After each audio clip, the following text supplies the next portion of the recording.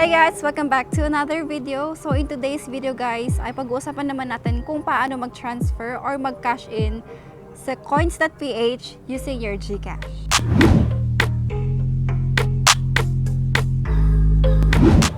Alright, Coins.Ph guys kasi ang pinakamataas na rebate which is 10% ang kanyang cashback. So pag nag-load ka ng 100, ang cashback niya agad is 10 pesos. So malaki na yun guys, right? Compare sa other loading apps. Alright, lalo na ngayong quarantine or ngayong pandemic, mahirap lumabas, delikado lumabas. So mas magandang mag-cash in tayo through online na lang din. So GCash guys is one of the easiest way to mag-cash in sa Coins.Ph. So paano nga ba siya gawin? Let's go! Alright, so sa Coins.Ph kasi guys, explain ko lang na mabilisan. If you will open the app and then click cash in, ayan, so magpapakita yung different ways kung paano mag-cash in sa Coins.Ph. And then makikita mo dito sa part ng e-wallets, may dalawang logo ng GCash, right? So pag click mo yung view all, ang magpapakita is GCash Exchange saka GCash Dragon Pay. So anong difference ng dalawang nun? Yung GCash Exchange kasi guys is via InstaPay and as of June 2020, wala siyang charges pag magta-transfer ka. Not like yung Dragon Pay is meron siyang charges and ang minimum niya is 10 pesos. Like for example, pakita ko. Yung 1,000 pesos is i-charge ka niya ng 10 pesos. Yeah. Not unlike yung sa InstaPay or sa exchange na wala siyang transaction fee. So, ipapakita ko yun sa inyo later on. Alright.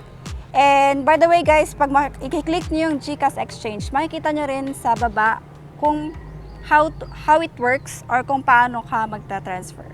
Pero, ipapakita ko na lang din sa inyo yung proseso. Okay? So, let's go to GCash App. Alright. So, open mo yung GCash app. And then, select send money. And then, click send to bank. Ayan. So, pwede mo rin yung save yung bank mo na yun. Like yung, para sa Coins.Ph mo for next transaction, madali na lang siya. And then, dito sa selected or select partner banks, choose search Coins.Ph or DCPay. Ayan. Okay. And then here, enter the amount. For example, 1,000. Ayan.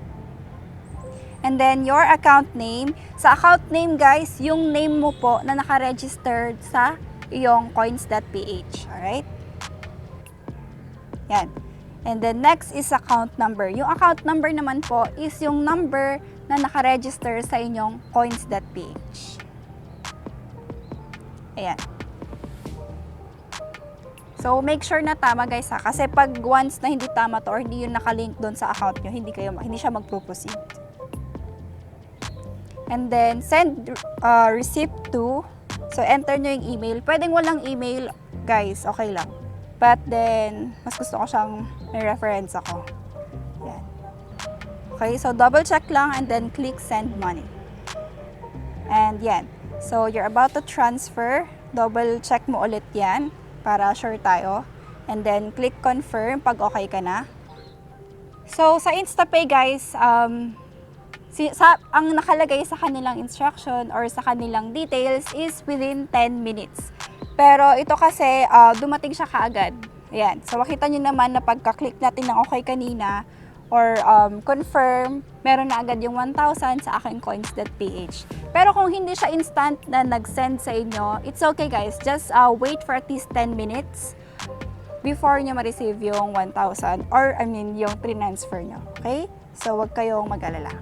And by the way guys, you can also use your history transaction para makita nyo kung nag-send na ba si GCash. Kung for example, na-stuck kayo at wala pa si yung transfer nyo sa inyong Coins.Ph, you can refer to your GCash history kung nag-transfer na siya para may reference kayo if ever na hindi pa siya napunta sa inyong Coins.Ph kung magpa-file kayo ng ticket sa inyong customer service, mga ganon.